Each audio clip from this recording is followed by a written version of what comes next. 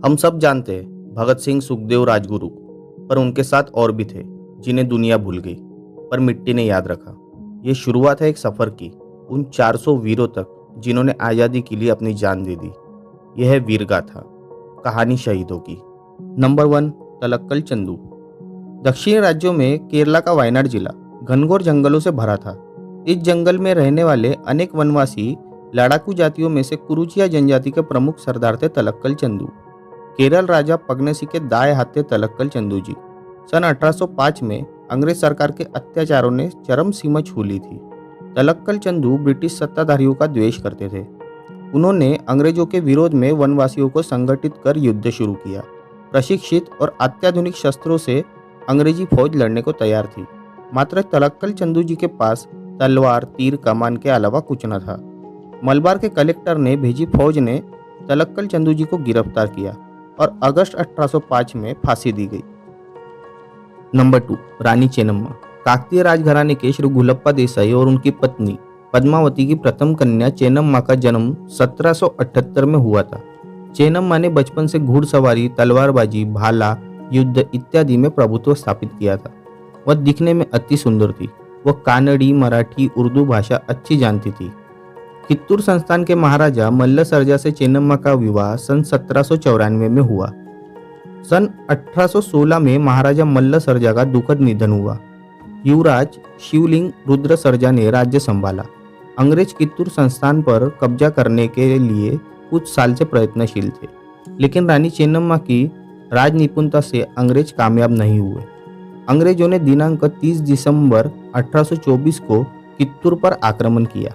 रानी चेन्नम्मा खुद जंग में उतरी थी, लेकिन कित्तूर के 2 सरदारों को, वीर संगप्पा और हुड़ाकडली मलप्पा को धन संपत्ति और कित्तूर का कुछ भाग बख्शिश देने की लालच दिखाकर उनसे गद्दारी करवाई और रानी चेन्नम्मा को पकड़ा। रानी चेन्नम्मा को बेलहुंगल के कारागृह में रखा। कारागृह में ही दिनांक 2 फरवरी 1829 को रानी चेन्नम्मा का दुखद निधन हुआ। नंबर 3, संगोली रायन्ना। कित्तूर संस्था के वफादार सरदार संगोली रायन्ना को राजमाता चेन्नम्मा के साथ अंग्रेजों ने दिनांक 5 दिसंबर 1824 को गिरफ्तार किया था और बेलुंगल कारागृह में रखा था। कुछ दिन बाद संगोली रायन्ना कारागृह से भागने में सफल हुए। उन्होंने अपने कुछ वफादार सैनिकों के साथ मिलकर राजमाता चेन्नम्मा को कारागृह से मुक्त करने का प्रयास किया था, लेकिन असफल रहे।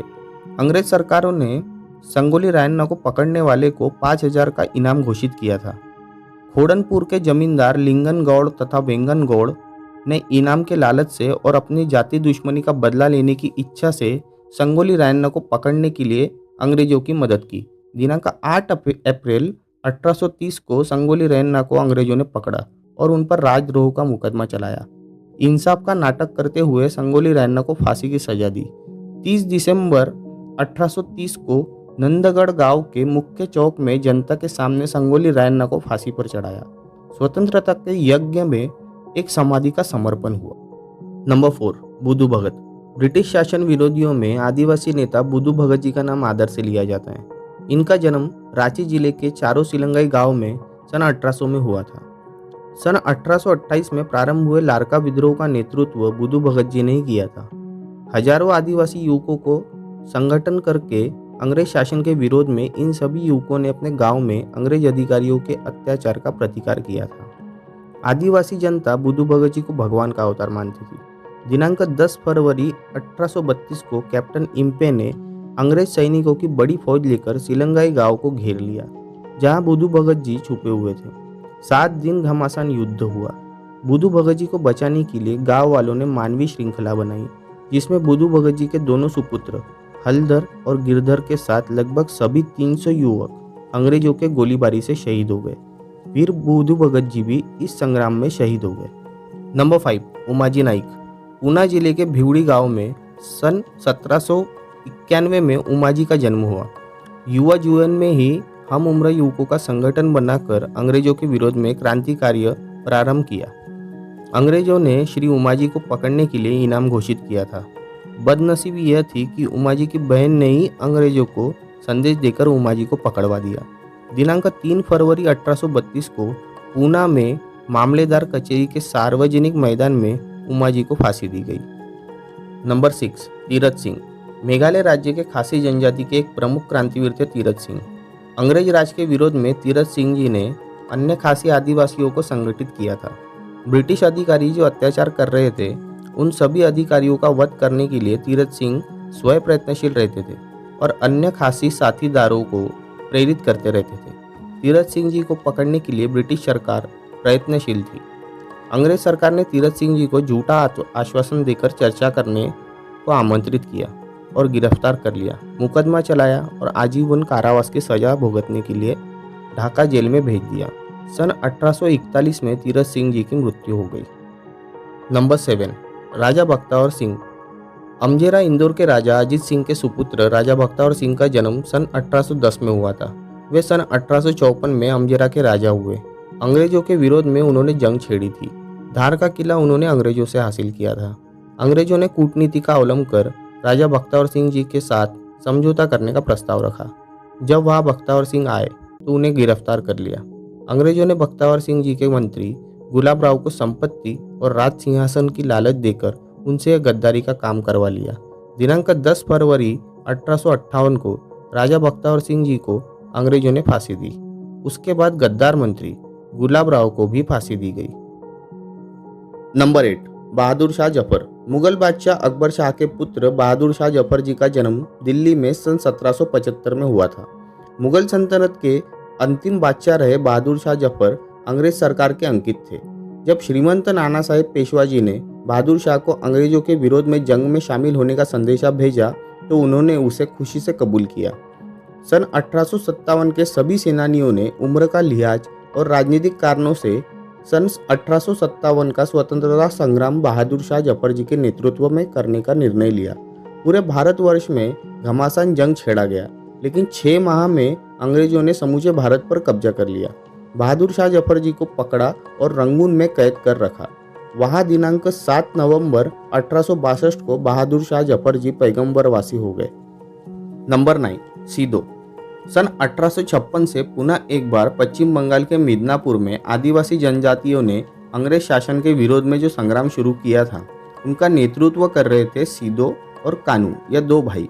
उन्होंने घोषित किया कि देवी माँ ने आदेश दिया है कि हम 4 भाइयों ने संथाल जनजाति का अंग्रेज सत्ताधारियों से रक्षण करना और अपना राज सुरक्षित रखना है। इसके लिए हमें शस्त्र भी दिए हैं। दिनांक 15 जुलाई 1856 को वीरभूम जिले के महेशपुर में संथालों का सीदो और कानू, चांद और भैरो, ये 4 भाइयों के नेतृत्व में अंग्रेज फौज का संग्राम शुरू हुआ। अंग्रेजों के पास अत्याधुनिक शस्त्र थे, संथालों के पास तलवार और तीर कमान थे। आखिरी दिन 2 नवंबर 1856 को अंग्रेजों ने सीदो और कानू, इन दोनों भाइयों को पकड़ा। चांद और भैरो पहले ही युद्ध में शहीद हो गए थे। सीदो और कानू और अन्य प्रमुख संथालों को अंग्रेजों ने फांसी दी। नंबर 10, अजीमुल्ला खान। पटकापुर कानपुर के रहिवासी नजीमुल्ला खान के सुपुत्र अजीमुल्ला खान का जन्म सन 1820 में हुआ था। उर्दू, फारसी, संस्कृत, अंग्रेजी, फ्रेंच इत्यादि भाषाओं पर प्रभुत्व था। श्रीमंत नाना साहेब पेशवा जी ने अजीमुल्ला खान को इंग्लैंड में अपना वकील नियुक्त किया था। सन 1844 से सन 1854 तक अजीमुल्ला खान लंदन में थे। असफल होकर भारत में लौटकर आए। श्रीमंत नाना साहेब अंग्रेजों के विरोध में जंग छेड़ने में व्यस्त थे। अजीमुल्ला खान ने अंग्रेजों के विरोध में शमशेर निकाली और टूट पड़े थे अंग्रेजों पर। अंग्रेज अधिकारियों को और अंग्रेज मैडमों को अपनी मीठी बातों से जाल में लपेटने वाले अजीमुल्ला खान को कानपुर के पास अहिरखा गांव में अंग्रेज फौज ने पकड़ा और फांसी पर नहीं सूली पर चढ़ाया। अंग्रेजों ने अजीमुल्ला खान पर की नफरत जो उनको मैडमों के प्यार में डुबोती थी, उसका बदला लिया। नंबर 11, रंगो बापूजी गुप्ते। सातारा के छत्रपति राजे प्रताप सिंह जी का राज अंग्रेजों ने बर्खास्त किया था। इस घटना के विरोध में लंदन के दरबार में न्याय मांगने के लिए राजा प्रताप सिंह जी ने रंगो बापू गुप्ते जी को अपना वकील निश्चित किया। सन 1840 से सन 1854 तक वहां प्रयास करने से भी कुछ न हासिल हुआ और निराश मन से, लेकिन अंग्रेजों के अन्यायपूर्ण कार्य से क्रोधित होकर रंगो बापूजी भारत लौटे। यहाँ उन्होंने अंग्रेजों के विरोध में जंग लड़ने को अनेक लोगों को प्रेरित किया। अंग्रेज फौज ने रंगो बापूजी को पकड़ने की कोशिश में थी। अंत में कृष्णाजी सिनकर नाम के एक गद्दार ने रंगो बापूजी को पकड़वाया। रंगो बापूजी को ग्वालियर के जेल में रखा था। वहां से जेल तोड़कर भागने में रंगो बापूजी सफल हो गए। अंग्रेजों ने बहुत ढूंढा, लेकिन रंगो बापूजी कभी पकड़े नहीं गए। इतिहास को भी पता नहीं है वे कहाँ गए। कुछ तथ्यों के अनुसार यवतमाल जिले के पुसद के नजदीक अडाम नदी के पास बैरागी महाराज का आश्रम है। रंगो बापूजी ही बैरागी महाराज है, ऐसा कुछ लोग मानते हैं। नंबर 12, जयदयाल भटनागर। कामान भरतपुर के रहिवासी श्री रूपलाल जी के सुपुत्र श्री जयदयाल जी का जन्म सन 1810 में हुआ था। युवा जीवन में वे कोटा के राज दरबार में मंत्री थे। उनका उर्दू, फारसी, अंग्रेजी इत्यादि भाषाओं पर प्रभुत्व था।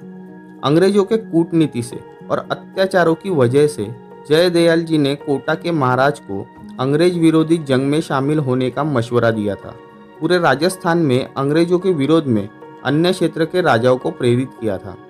दिनांक 15 अक्टूबर 1857 को अंग्रेज अधिकारी मेजर बर्टन को युद्ध में हराया और मार डाला।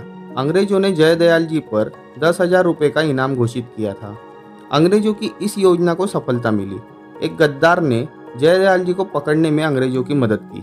ब्रिटिश सरकार ने जयदयाल जी को कोटा के ब्रिटिश हाउस के सामने दिनांक 17 सितंबर 1860 को फांसी दी। नंबर 13, हुकुमचंद जैन। हांसी हिसार हरियाणा के रहिवासी श्री हुकुमचंद जी का जन्म सन 1816 में हुआ था। अत्यंत बुद्धिमान तथा बहादुर थे हुकुमचंद जी। तात्या टोपे, नानासाहेब पेशवा, रानी लक्ष्मीबाई इत्यादि नरवीरों के साथ हुकुमचंद जी भी सन 1857 के स्वतंत्रता संग्राम में शामिल थे। अपने मित्र मुनीर बेग के साथ हुकुमचंद जी अंग्रेजों पर टूट पड़े। घमासान युद्ध के बाद हुकुमचंद जी की हार हुई। अंग्रेजों ने हुकुमचंद जैन और मुनीर बेग को पकड़ा। दिनांक 19 जनवरी 1857 को हुकुमचंद जी और मुनीर बेग को अंग्रेजों ने फांसी दी। नंबर 14, कुंवर सिंह। जगदीशपुर के राजा साहेब जादा सिंह जी के सुपुत्र कुंवर सिंह जी का जन्म सन 1777 में हुआ था। उन्होंने बचपन से घुड़सवारी, तलवारबाजी, निशानेबाजी, तीरंदाजी में अव्वल स्थान प्राप्त किया था। राजा साहेबजादा सिंह जी के बाद जगदीशपुर की राजगद्दी कुंवर सिंह जी ने संभाली। अंग्रेजों ने कुछ साल बाद जगदीशपुर की राजगद्दी बर्खास्त की। यह अपमान कुंवर सिंह जी को बर्दाश्त नहीं हुआ। उन्होंने अंग्रेजों के विरोध में दिनांक 25 जुलाई 1857 को जंग छेड़ दी। अपनी उम्र के लगभग 80वें वर्ष में भी युवा योद्धा से अधिक जोश कुंवर सिंह जी में था। दिनांक 15 अप्रैल 1858 को ससराम गांव के निकट अंग्रेजों से चल रही युद्ध में दिनांक 26 अप्रैल 1858 को कुंवर सिंह जी का एक हाथ तोप के विस्फोट में आधा कट गया था। फिर भी उन्होंने युद्ध जारी रखते हुए 300 के ऊपर दुश्मनों को मारा। अंग्रेज सेना पराजित हुई, लेकिन शारीरिक गंभीर हालत के कारण दिनांक 23 मई 1858 को कुंवर सिंह जी को वीरगति प्राप्त हुई। नंबर 15, राव तुलाराम। रेवाड़ी जिले में रामपुरा गांव में दिनांक 9 सितंबर 1825 में राजा राव तुलाराम जी का जन्म हुआ था। वह बचपन से अंग्रेजों के अत्याचार देख रहे थे, इसलिए अंग्रेज विरोधी विचार मजबूत हो गए थे। हम उम्र युवकों का संगठन कर उन्होंने सबको सैनिक शिक्षा दी थी, अपनी फौज तैयार की थी। दिनांक 10 मई 1857 को स्वतंत्रता संग्राम प्रारंभ होने पर रेवाड़ी जिले से अंग्रेजों को पराजित करके अपनी हुकूमत स्थापित की थी। उसके बाद 2 बार अंग्रेजों ने रेवाड़ी पर हमला किया, लेकिन अंग्रेज हार गए। कर्नल जेराल्ड ने बहुत बड़ी अंग्रेजी फौज को लेकर दिनांक 16 नवंबर 1857 को रेवाड़ी पर हमला किया। घमासान युद्ध हुआ, लेकिन राव तुलाराम जी की हार हो गई। उन्होंने भेष बदलकर हिंदुस्तान छोड़ा और तेहरान में गए। वहां फिर से फौज तैयार करने की कोशिश की। राव तुलाराम जी का स्वास्थ्य बिगड़ा था। इस वजह से दिनांक 23 सितंबर 1863 को उनका देहांत हुआ। नंबर 16, शंकर शाह। गढ़मंडला राजघराने के राजा नरहर शाह के सुपुत्र शंकर शाह का जन्म सन 1775 में हुआ था। बचपन से अंग्रेज सरकार के विरोध में थे शंकर शाह। उन्होंने अंग्रेजों के विरोध में अपना संग्राम जारी रखा था। अपने पुत्र रघुनाथ शाह को अंग्रेज फौज में जबलपुर के नेटिव रेजिमेंट में भर्ती किया था। अंग्रेज फौज की योजना गुप्त रूप से रघुनाथ शाह अपने पिता शंकर शाह को भेजते थे। जबलपुर फौज का मुख्य अधिकारी मैकग्रेगर का शंकर शाह ने वध किया था। अंग्रेज फौज शंकर शाह को पकड़ने का हर प्रयास करती थी। आखिर एक गद्दार की मदद से शंकर शाह और रघुनाथ शाह को अंग्रेजों ने पकड़ा और दिनांक 18 सितंबर 1857 को तोप से बांधकर मस्तक उड़ा दिया। पिता पुत्र एक साथ शहीद हुए। नंबर 17, मंगल पांडे। नगवा बलिया के रहिवासी मंगल पांडे जी का जन्म दिनांक 19 जुलाई 1827 को हुआ था। सन 1857 के स्वतंत्रता संग्राम में सर्वप्रथम फांसी की सजा पाने वाले इस महान योद्धा ने दिनांक 21 मार्च 1857 को अंग्रेज अधिकारी मेजर वॉ, सार्जेंट ह्यूसन और कर्नल व्हीलर का वध करके अपने और राष्ट्र के सम्मान को कायम रखा। इस वीरता के कार्य से क्रोधित होकर अंग्रेज सरकार ने मंगल पांडे जी को दिनांक 8 अप्रैल 1857 को बराकपुर मिलिट्री कैंप में फांसी दी। नंबर 18, श्रीमंत राव साहेब पेशवे। श्रीमंत नानासाहेब पेशवा के भतीजे श्री पांडुरंग सदाशिव उर्फ श्री राव साहेब पेशवा ने अंग्रेजों के विरोध में सन 1857 से शुरू किया हुआ क्रांति युद्ध सन 1862 तक लड़ा था। समस्त उत्तर प्रदेश में अंग्रेजों के विरोध में अलग अलग जगह पर युद्ध करते रहे। अंत में कानपुर के पास एक जंगल में अंग्रेज फौज के ब्रिगेडियर कैलिन ने छल कपट से श्रीमंत राव साहेब जी को पकड़ा। दिनांक 20 अगस्त 1862 को अंग्रेजों ने कानपुर में श्रीमंत राव साहेब पेशवा को फांसी दी। नंबर 19, बिसेर सिंह ठाकुर। दीहा जौनपुर के रहिवासी और रघुवंशी घरानों के ठाकुर बिसेर सिंह जी ने सन 1857 के स्वतंत्रता संग्राम में अपनी पूरी ताकत लगाकर अंग्रेजों के विरोध में जंग छेड़ी थी। मेजर कैनिंग को 2 बार पराजित किया था। अंत में अंग्रेजों ने धोखे से बिसेर सिंह जी को पकड़ने के लिए षड्यंत्र रचा। बिसेर सिंह जी को समझौता करने के बहाने से बुलाया और सेनापुर गांव में गिरफ्तार किया। अंग्रेजों ने बिसेर सिंह जी के अन्य 9 प्रमुख साथीदारों को तथा 12 महिला क्रांतिकारी वीरांगनाओं को, जिसमें आशा देवी भी थी, सभी को दिनांक 6 जनवरी 1858 को फांसी दी। नंबर 20, राम सिंह कूका। भैनी लुधियाना के रहिवासी जस्सा सिंह जी के सुपुत्र राम सिंह जी का जन्म सन 1816 में हुआ था। युवा जीवन में वह महाराज रंजीत सिंह जी के फौज में थे। कुछ साल बाद फौज की नौकरी छोड़ दी। दिनांक 14 अप्रैल 1857 को राम सिंह जी ने कूका नामधारी पंथ की स्थापना की। अंग्रेजों के अत्याचार के विरोध में और धार्मिक संस्कार तत्व के अनुसार जीवन पद्धति जीने की सीख राम सिंह जी सबको देते थे। उन्होंने अपने अनुयायियों को सैनिक शिक्षा भी दी। अंग्रेजों के विरोध में राम सिंह जी के अनुयायी बगावत करते थे। ब्रिटिश सरकार ने राम सिंह जी को पकड़कर सन 1872 में हद पार करके ब्रह्मदेश में नजरबंद किया। लगभग 14 साल बाद दिनांक 19 नवंबर 1885 को राम सिंह जी का स्वर्गवास हुआ। अभी और कहानियां उठेंगी और नाम अमर होंगे। अगला पार्ट देखना ना भूलो, क्योंकि ये कहानी अभी खत्म नहीं हुई है। मिलते हैं अगले पार्ट में। जय हिंद।